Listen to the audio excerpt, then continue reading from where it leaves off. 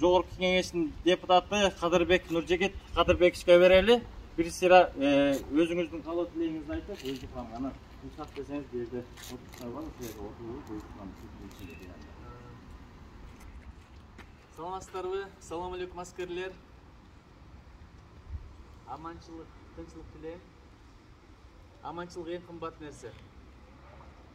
Анткени ден соолук каалайбыз, ден соолук бир адамга тиешелүү, аманчылык бардыгына тиешелүү.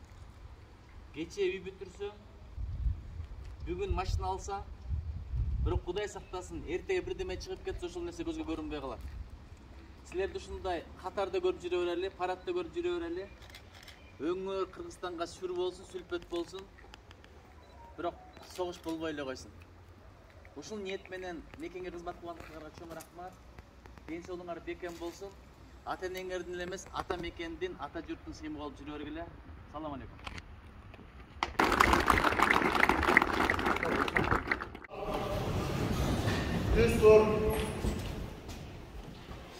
Эркин тургуздар. Балдарым, кыздарым, өмүр ушундай экен. Бир учурда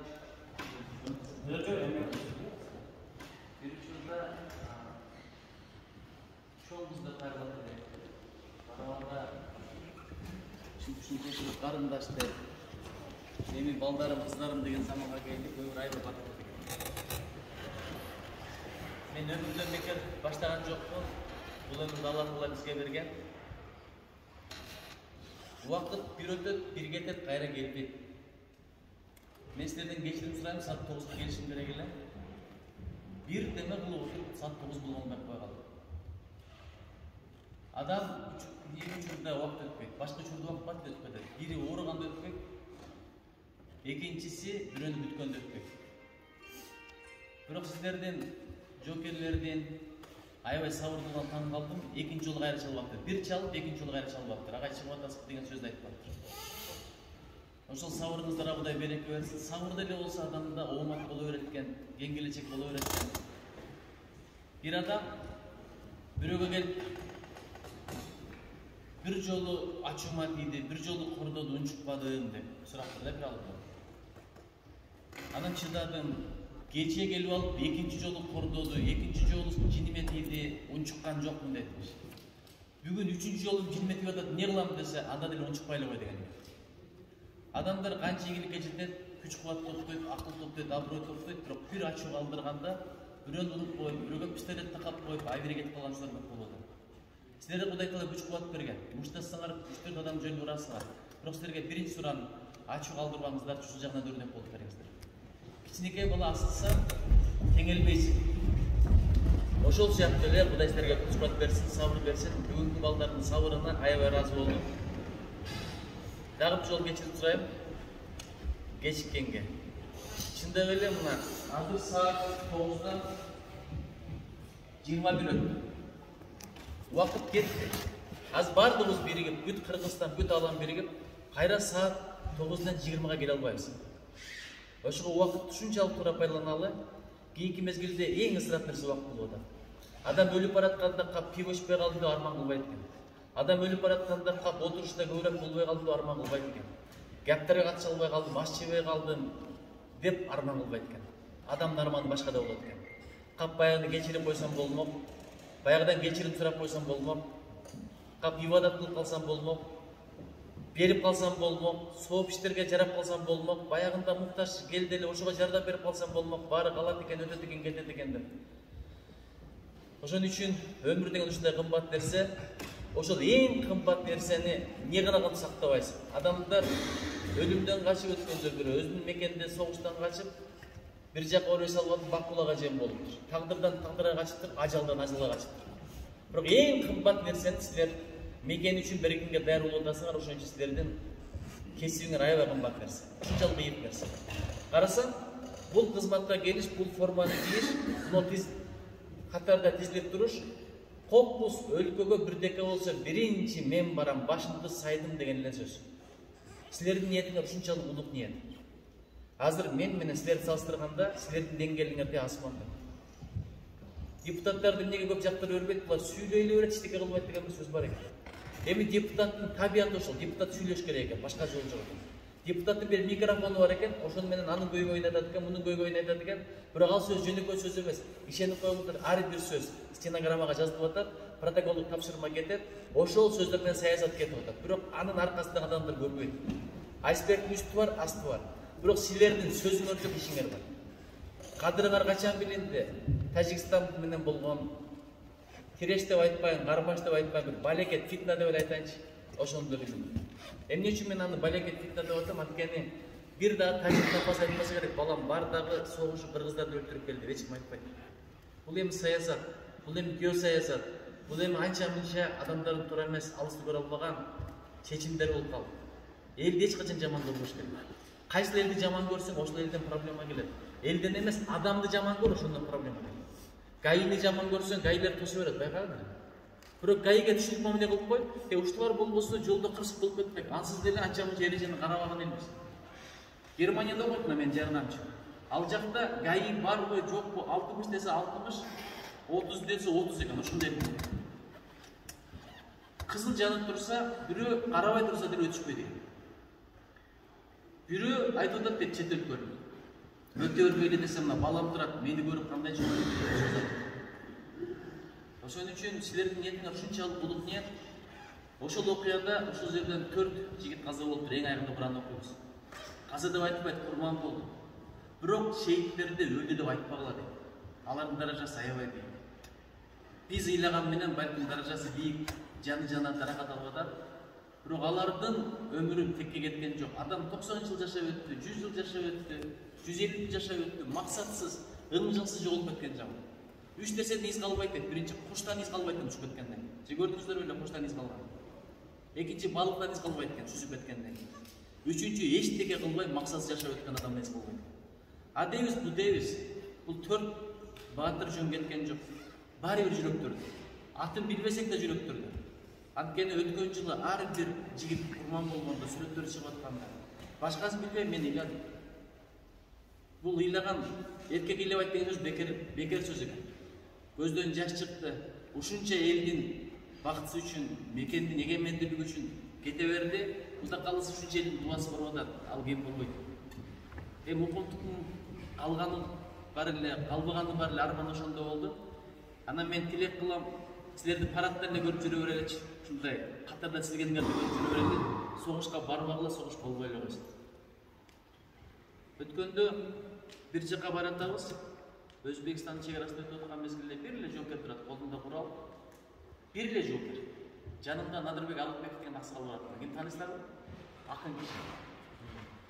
Надырбек Алыкбеков кайсыларды жазган? Анан баягы эски там ээн турат кыштардын лагерлерин турасыздар. Ошонун автору. Ошол киши баратып айтып атпайбы? Бир жокер болсо дагы дейт өлкөнү түшүрүү дейт.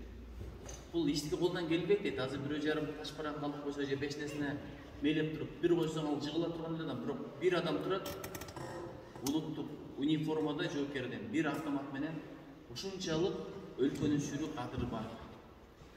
Чет өлкөлөрдө аскерлерге өзгөчө мамиле, өзгөчө. Америка Кошмо Штаттарында эгерде билет алып атса дейт, аскерий формада болсо, жөн эле бизнес класс берип коет экен, эконом класстын акчасын. Себеби билет, ошол аскер бар үчүн бул тынчтап атат, ошол аскер бар үчүн өлкө коопсуздукта, бейпилдикте, эртең бирдеме болсо сен каласың, перештеңди кылып, соттан жукулап, тигил кетет. Куралын көтөргөн бойдо. Ошон үчүн мен бирдекени айтайын. Бардыгы ниетке жараша болот. Силердин ниетиңер ушундай ниет. Кээ бир адамдар аскер кызматына кандай менен келет билбейм. Силер го бул кесип тандагансыздар. Срочный службадагылар барбы?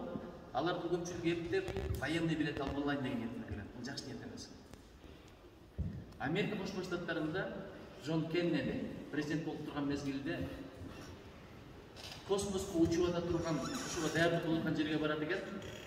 Барып туруп жөнөкөй эле бир айылда сурайт экен. Кол жуган.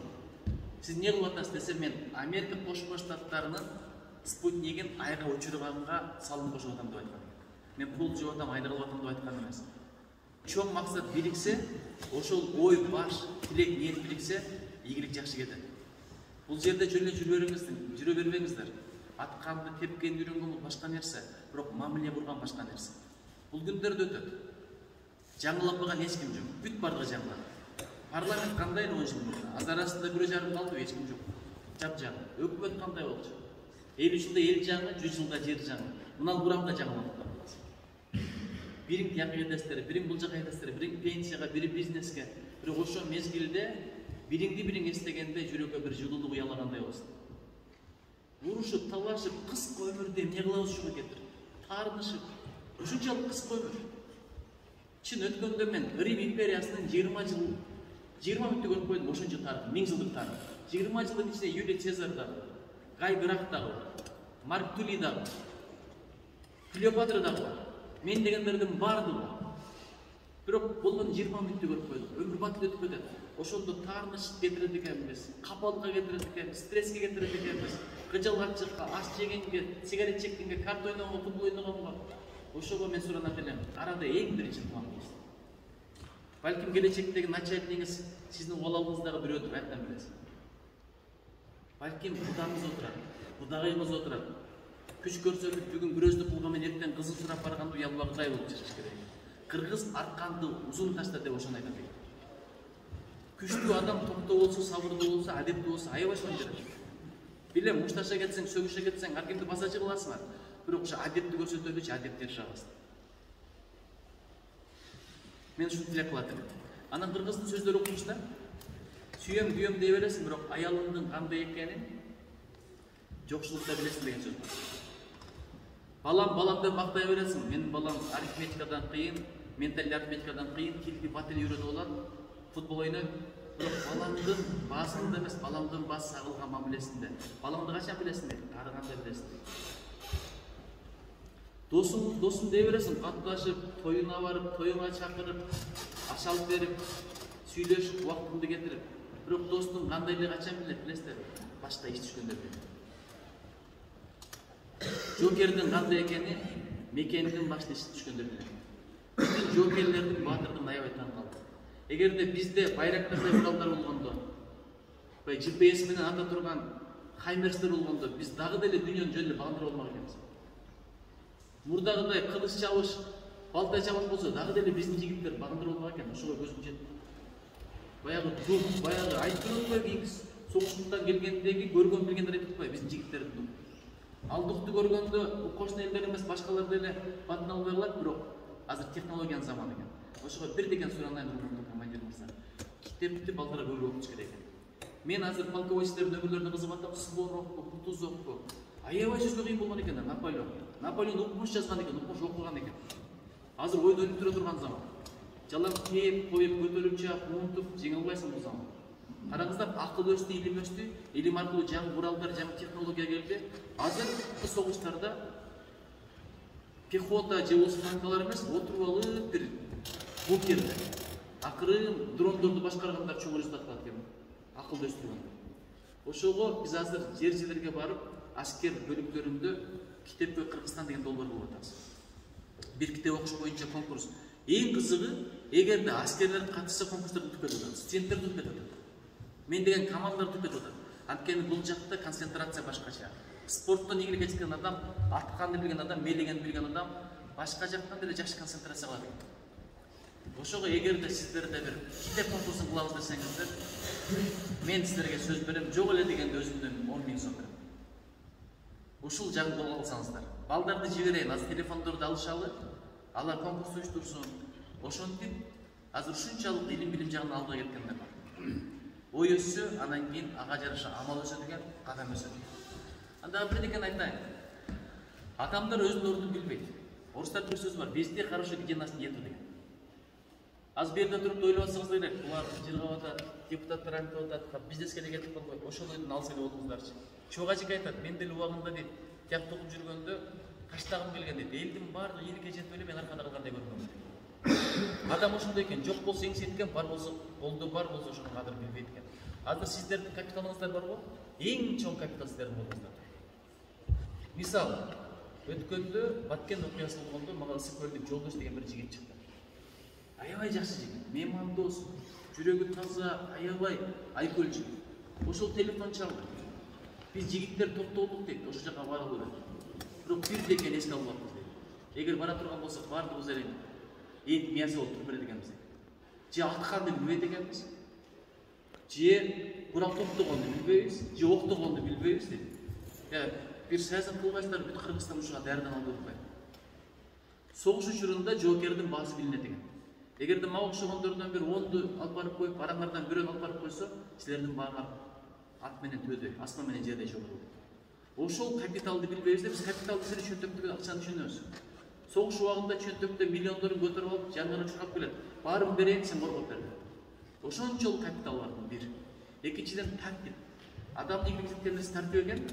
Тартиптерде өткөн нерсе эмне билесиздер? Самодисциплина. Кыргызча кандай болуп турат билбейм. Дисциплина башка, самодисциплина башка. Ошон үчүн ушул тартипти, ушул өнөрдү үйрөнсөңүздөр. Кийин отставкага чыгасыздарбы, эл даралайсыздарбы? Биз учурунда армиядан келгендер менен сөзгөн жакшы көрөт элек.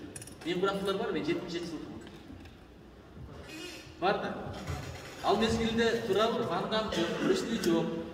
Эң жакшысы, эң күчтүүсү Джимми болчу, билесизби? Танцор диско.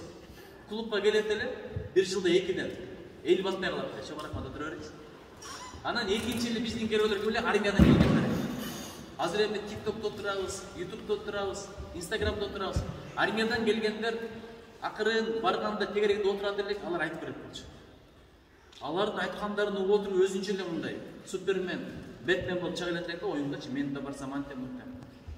Бүт эле баргандар, тегере токмол жегендер болот эле. Мен барганда эле бирөө келди, эч ким бир кой, анан башка бир деп туруп, бирөөнү кулагандан эч ким тийишпей калды деп баштады. Эсиңизде барбы? Ошондо бир боксер бирөө келген, аябай спортсмен болчу шайкам.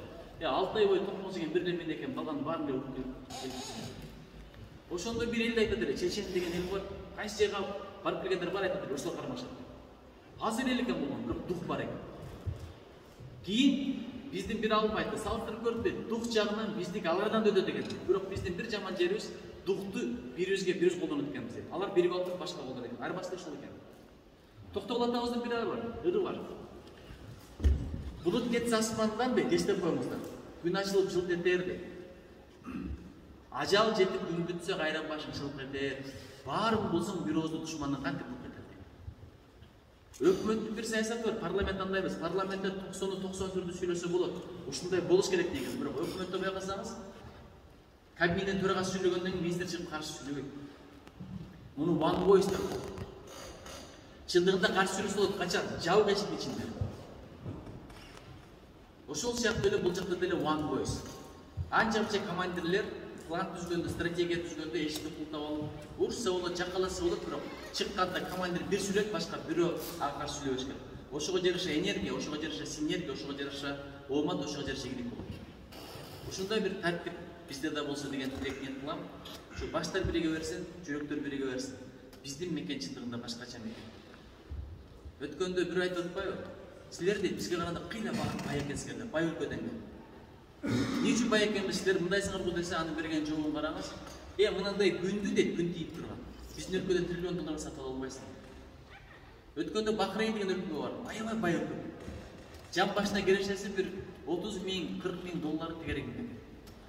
Бирок бир күндүзү сүрөттөн көрсөң болмош, видеодон көрсөң болмош. Керек болсо бөлмөңдүн ичинен карап отурсаң болмош. Алар кондиционерлерди иштетип койду экен. Анан эс алып таза аба жутуп келе калалы деп чыксак, үйдөн чыкканда эшиги баняда экен. Ошонун баары көз көрүнбөй калат. Ошондо айланайын Кыргызстандын беткеси. Кечинде деле ушу баняда чыккандай болчу. Биздикиндей суу жок, биздикиндей мөңгү жок, биздикиндей дарак жок. Ошон үчүн адамда бир өмүр болот экен, бир ата, бир эне, анан бир мекен болот. Бир мекен үчүн өмүрдү берсең, ошо айткан шейиттин даражасы ушунчалык бийик болот экен. Мен сіздерден суранат элем, ушул кесте аябай баалаңыздар. Ким эгерде мекенди коргоп атам деген ниетмен келе турган болсо, басканы дейп атат, турган, уктаганы, дем алган баардыгы дейп атат. Айтат го сооп келе берет. Анан эртең карьера кылам, бүрсүгүнү дагы бирдекеге жарап калат, прокуратурага киргенге керек деп келе турган болсоңор, анда эч кандай пайда жок. Ар бир күнүңөр узарып кетет, кыйналып кетесиңер. Чындап эле эки түрдүү көз тозогонун көрбөйт. Биринчи жаратканда коркуп ыйлаган көз, тоогул ыйлаган көз. Анан бири болсо мекен үчүн уктабай чыккан көз. Анан ушул көздөрдүн баардыгы да калса тозогонун көрбөй турган көз. Мен эң чоң арманым ошол. Аскерде кызмат кылбай калган.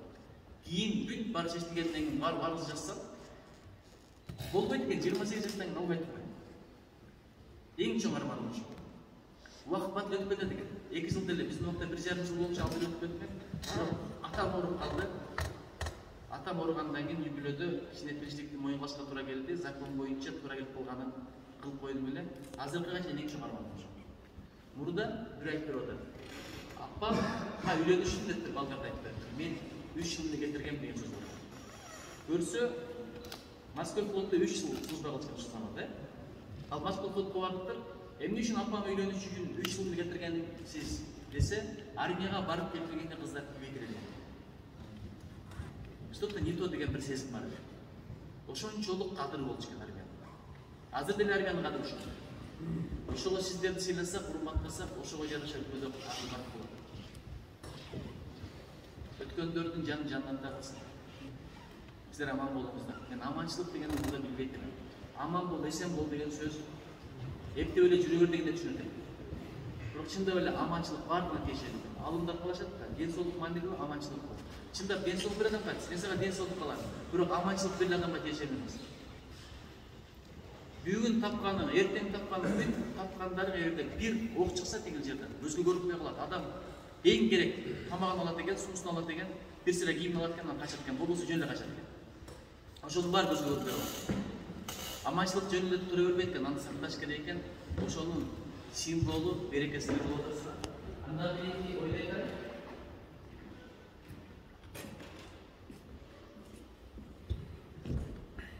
Бийиктикти каалайм, бирок бийиктиктен түшпөш маанилүү.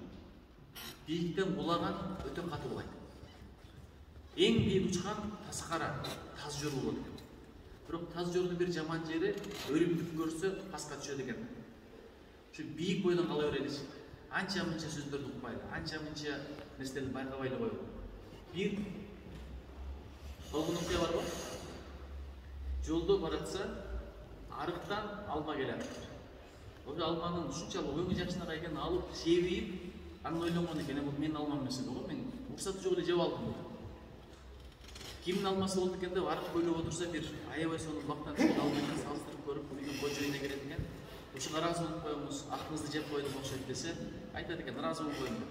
Мага бир жыл кызмат кыласыз. Майла жок, бир жыл кызмат кылса кылайын деп ушунчалык тактуу, жоопкерчиликтүү, таза жигит экен, кызмат кылгандан кийин эми уруксат бериңиз, ыраазы болуңуз, адал деп коюңуз, кетейин десе, жок, экинчи шартым бар дептир. Кандай шарт десе, менин бир кызым бар дептир. Көзү көрбөйт, тили дудук, колу мунжу, буту чолок, ошого үйлөнөсүн деген экен. Анан булагы да укпайт дептир. Айда жок, эмне болот, тагдыр ушул экен, ушунчалык Кудайдан корккан киши экен, үйлөнөйүн деп. Анан нике учурунда кирсе, бир таптынакай кыз отурат дейт. Айга бериңиз, күнгө бериңиз, ушунчалык жадырап жайнаган нурлуу берекелүү. Анан чуркап чыгыптыр. Башка бир отурат го десе, ошол менин кызым. Көзү көрбөйт дегеним жаман нерсени карабайт деген. Тили дудук дегеним ушак сүйлөбөйт деген. Кулагы укпайт дегеним бир жаман сөздөп көрүп, бирөөнү ушактап көрүп укпай коет деген экен. Колу жок дегеним колу менен бир арам иш кылбайт, буту менен арам жакка баспайт. Ушунчалык таква кызым бар. Сен мага жактың, ошон үчүн мен кызымды сага берейин деп тилек кылдым. Не дейсиң дегенде, макул болуп үйлөнгөндө ошондон имам азан берди. Айтайын дегеним аз анча-мынча көрбөй билбей турган нерсе бар. Мен депутат болгондой комментарий. Депутат болгон жокту комментарийде кайсысы көрүп койду. Азыр тип чыгып койсоң деле, сүрөтүн койсоң деле сүрөткөндөр жөн эле акча бергендер болот. Ошолорго мен ушунчалык сөйлөйм, анткени ким сени жамандаса күнөм болот деген сөз. Экинчиден убакыт бөлбөш керек экен. Ошого жооп берип, комментарий берип, бирөөлөрдү жалгап, текшерип. Кудай ошондон сактасын. Ошого укпай, көрбөй эле жашай береличи. Кыргызда бир сөз бар. Жамандыкты көргөн жерде көмүккө уккан жерде унутуп коет. Өзгөчө аял кишилерде мен далилдеп берем, сен айтыпсың, депсиң, беттештирем, я тебе докажу деп отуруп, убакыт кетип душманлашат. Азыр ойлоп турган нерсе такыр башка. Мекен жөн эле сактай турган нерсе эмес, мекен өнүктүрө турган нерсе. Өнүгүш жагын биз колгонобуз, сакташ жагын сиз колгонобуз. Бирок өнүгүү болгон сайын сакташ да жеңил болот, анткени технология келет. Анткени жаңы куралдар келет, жаңы тактика, жаңы стратегия. Ошого эле суранат элем, урматтуу командирлер. Өзүбүз деле ойлонобуз. Азыр биз баардык стратегия менен келип коебуз. Калканып калган. Жаңы нерселерди ойлош керек. Ой өссө, андан кийин ошо жакшы бой өсөт деген бир сөз бекер эмес. Мен ушул нерсени айткым келди. Анан дагы бир нерсе. Ар нерсенин чаласы жаман. Врач жакшы, бирок чала врач Kişi öldürmüşten de жаман öldürmüş eкен. Молда болгон жакшы, бирок чала молда бар, динди бузган ушулар. Чала молда дин бузар деген ушу. Bir жолу мен дагы мага bir суроо берилсе, коркпой жооп берип койгон экенмин. Bir адамдын тагдырына таасир этпеш.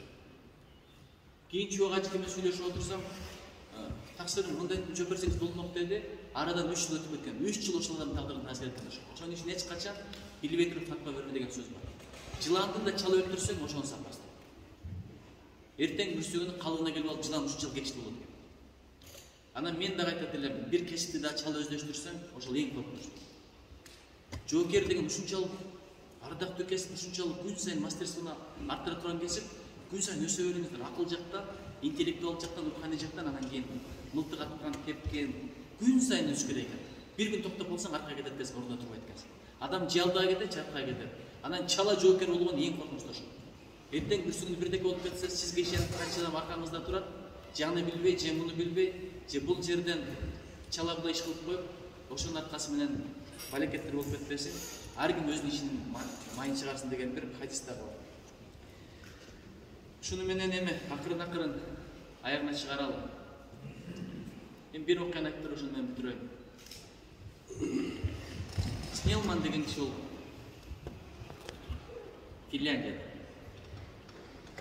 Финляндиянын көтөргөн ошол болгон дейт да, саясатчы деле болгон эмес негизи. Өзү агартуучу болгон. Ошол киши кантип көтөргөн дейт? Биринчи жоокерлерге барган экен. Жоокерлерге барып айткан экен, биз жоокербиз, армиябыз. Бирок согушсак бизден Швеция күчтүү, Россия күчтүү. Бирде аларга карадык, бирде буларга карадык. Алардын куралы күчтүү, армиясы күчтүү. Ошон үчүн биз бир жагынан алдыга чыгалы. Аягынан десе адеп акылаган. Кантип десе, сөгүнгөндү таштайды, сөгүнбөгөн армия болот. Түкүргөндү таштайды, түкүрбөгөн армия болот. Чындап эле кыргыздын бир сөзү бар. Сөөгү таза сөктүрбөйт, теги таза тептирбейт деп. Башкасын кетирсең болот, бирок бирөөнүн тилинен кеткен жара айыкпай деген да. Айтат го, денеге бүткөн жара айыктайт дейт. Ал эми тилден бүткөн жара айыкпайт деген сөз. Ошон үчүн бирөө сени тили менен капа кылып койсо, кийин бычагыңды ачасың, жүрөгүңдү ачпайсың. Байкадыңыздарбы ошону? Аял зат урушканда деле абайлап урушат. Коюнун тотпогун, коркпогун деген сөздөр жакшы сөздөр. Анан эй деп көрүп баштайсың. Аял кишинин тили башкача. Баары бир. Айтыштан аял кишиге жетпейсиң деп, ыйлаштан жетпейсиң деп, анан сабырдан жетпейсиң. Сүйлөштөн жетпейсиң, ыйлаштан жетпейсиң, анан сабырдан жетпейсиң деп. Айтыштан эч качан жетпейсиң деп. Акылдардын бирөөсүнүн айткан сөзү бар. Ал чыкты. Айтышсам акылды жеңем, аялымдан жеңилем деген сөз. Ошого адеп державасын куралы деген идеология менен жүрөбүз. Чында армияда колдон келсе, кээде командирлер ачуу менен орусча, кыргызча аралаштырып, чында ошондон баш тартсаңыздар жакшы болот. Анткени сөгүшүп калган баары жүрөгүнө алып калат. Эртең бүрсүгүнү карамагыңдан кетет. Бир үчүр келет, балким чоң бизнесмен болот. Бир үчүр келет, балким кереңе жарат берет. Ошол мезгилде бая сөккөнүн эстесе, жүрөгүм муздаган бойдон турат. Ушул сөздү айтсам, Кыргызстанда ГСИМ деген бар. Ошол жерде бир командир айтты, сөкпөсөң кантип иш болот деп. Анан акырын түшүндүрүп койгонмун, арадан бир өткөндөн унутуп калып өзү келди. Баягы айтканыңыз точно экен. Бурда мен командир элем, азыр ага болдум, ата болдум. Чындап дейт, ошондон кийин тарбия берген балдарым дейт, кеткенден кийин да кабар алып турат. Белек бешкегин көтөрүп, ушунчалык бир жүрөктөрүн алып коет. Ушул сөздү айткан экен. Ушул нерседен баштайт. Адеп деген ушунчалык кымбат нерсе. Адеп бар үчүн адам болуп жашайт. Эгер ортодо адеп болбосо, биздер Жигулидегидей алсыз күчтүүсүн баса калдык. Өлтүрмөк, зулумдук болмок. Көрдүңүздөр, 7-апрелде кандай болду? Бир күн милиция чыкпай койду, эмне болду? Бир эле милиция чыкпай койду. Адамдар бири-бирине зулумдук кылып, жолборс менен арстанга, коен менен түркүгө айланды. Булай деп атабыз. Ошон үчүн мен дайыма айтам, милиция бул кайтаруучу периштелер. Мен дайыма сүйүрматым жок. Бир дагы жолу милицияга жаман сөз айткан эмес. Баягы сөздөрдү айтып коюп, булар мындай аталыштары бар, анан тиги деле бул эле өтө туура эмес нерсе. Эгер милиция бир күн чыкпай койсо, бир күн иштебей койсо, армия бир күн кетип калса, акыбалыбыз эмне болот? Эч ким болбой калат. Ошон үчүн кесибине ушунчалык мыкты келсин. Мен байкагандан Кыргыздын келишимдүү жигит кыздары да ушул кесипте барышат. Кыздарыбыз отурат. Кыз Сайкалдын, Жамил мырзанын укмуктугунда Курманжан тарткан. 23 февралда биз майрамда жүрөбүз, булар сыйлап жүрөт. Бизге караганда булар татыктуу, мекен борбоштардыкы да. Ошон үчүн ушул кыздар көрөгөн балдардан балким кайрадан кожок кылбай чыгат, кайрадан чогултпай түлө бер деп чыгат, кайрадан манас чыгат. Анткени баардыгы апага байланыштуу. Эркек улду тарбиялайт дейт, аял эне дейт, улду тарбиялайт дейт. Ошон үчүн аялдардын такыбалыгы, аялдардын ыйманы мыкты куш балдар чыкса сеп болот экен. Аюб бирде согушта жеңилген эмес. Апасы айткан, жеңе албайсыңар баламды, гарантия берем. Эмнеге десе, бир дагы жолу баламды дарат жок эмизген эмесмин деген. Ошон үчүн бала ыйдаганда көрүнгөн энеге барып эмизе бербеңиздер. Сүт менен сыпат өтөт. Сүт мындай турсун, кой баксаң койдун сыпаты өтөт, уй баксаң уйдун сыпаты өтөт. Ошондой нерсе болот экен. Ошон үчүн чөйрө деген чөйрө. Кудай силерди колдосун. Түздүк боюнча айткан себебим ушул. Мен бул окуяны дагы бурда айттым эле, дагы бир кайталап коеюн. Бир аял байкуш балалуу болуптур. Анан балалуу болбодум деп кайнесе кетирип деп, анан ушунчалык жакшы аял экен. Барып алып, бир чарбаны алып, анан дарактарды эгип, анан бир даракты эгиптир дагы ошо өзгөчө мамиле кыла бериптир. Бул менин балам деп. Сен деле менин баламсың. Сени мен отургуздум, чоңойттум, чөчөйттүм, мына жетилип баратасың деп сүйлөшө беришкен мүнсө. Ошентип отуруп, ошол дарак ушунчалык түп-түз болуп, чартактап жетилген экен. Бир убакта падыша чоң бир сарай салып, ортосунда тирегенге, тирөч кылганга бир узун дарак издетиптир. Өлкө боюнча таппай, желдеттери, жигиттери келип ошол аялдын дарагына көз чыккандар. Анан келип сураптыр, ушул дарагыңызды бизге бербейсизби? Эси айтыптыр, мен баламды кантип силерге берем? Баламды бере албайм деген экен, падышага айтып турган экен, хикматтуу данышман сөз экен деп падыша өзү келиптир. Анан падышанын акылмандыгын караңыз, бул менин балам десе, балаңыз падышанын кызматында болсо каршы болбойт белеңиз деген экен, бир шарт менен дептир. Кезге саң гана барып турайын. Макулданан кыйдырып кетет экен, ортосуна коет экен, коюп туруп алтындан жалатат, башка кылат.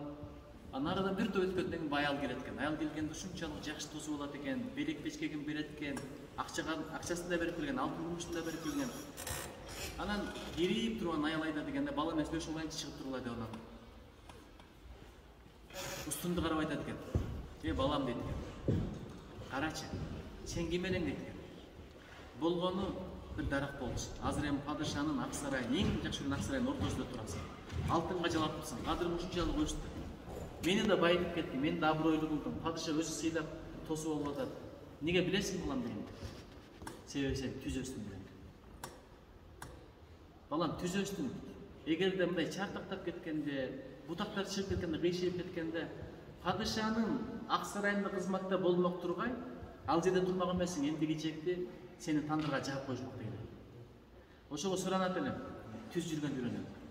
Кыргыздын бир сөзү бар, менден кетпесин деп. Чын, алыстан бирөөнүн көзүнө бирдеке көрүнөт, ошону айтат, эртең менен турганда жейсиң деп. Турса эле тоо турат.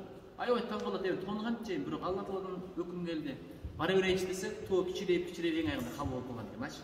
Айтайын дегеним, ачуу келгенде чоң көрүнөт, бирок бир аз сабырдуу болсоң аягы калды. Башы ачуу, сабырдын аяк таптуу. Мен неге силерге көп айтам? Анткени силерде күч кубат бар. Көчүдө баратканда бирөө ачыңарга тийип койсо, теңир беле болот жаш балага мамиле кылгандай. Анан бириңе биринде ошондой кылып. Бүгүн сабыр кылып койсоң, эртеге ошого аябай ыраазы болосуң. Бүгүн мушташып кетсең, эмне кылсаң деле ошону эч качан жаза албайсың. Бирок кыргыздын бир сөзү бар, эр чекишпей бекишпейт дейт.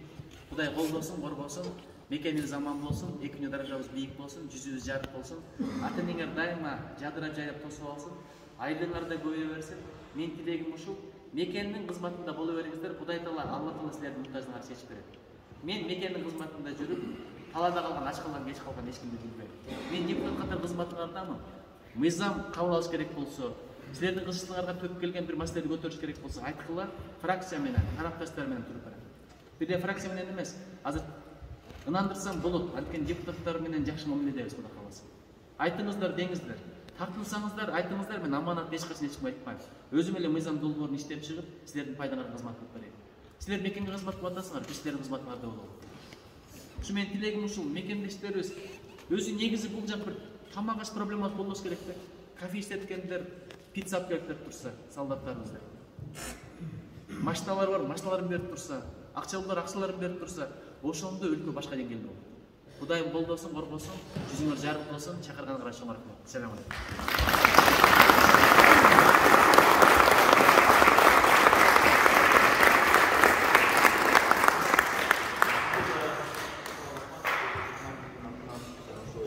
Солдат турган өз курамына сізге бұл болсын бөліп оңай мақсатыңызға жетіңіз, алтынға болған ата-ана сұрақтарыңызбен аман болыңыз. Қырғызстанға жаңа ушундай биздин мамлекетибизге өзүңүздүн салымыңызды кошуп коюңуз.